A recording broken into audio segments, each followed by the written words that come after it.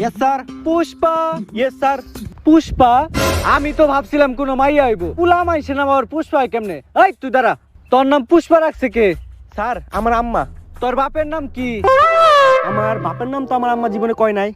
দাঁড়ান আমি আমার আম্মার কাছে হই নাই। আম্মা একটা কথা সবাই খেলে জানতে চায়, আমার আব্বার নাম কি? তোর আব্বার নাম না? ভালো কথা জিজ্ঞাসা, আমিও তো জানি না তোর আব্বার নামটা যেন কি। দাঁড়া।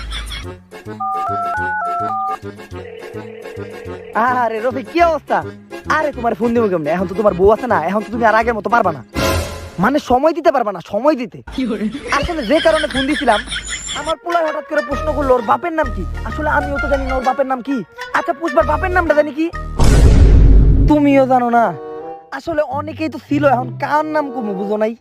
আচ্ছা রাহিস, দেখি ফেসবুকে স্টোরি মেরে দেখি স্টোরিতে আমার কয়টা ওয়াইফ রিপ্লাই দেয়। কোন থেকে এক ঘন্টা গয়না পয়সা বিবেচনা করে নিমুনি। আপাতত তুই দে তোর স্যারের কগা, আমার আম্মাও জানে না আমার আব্বার নাম কি।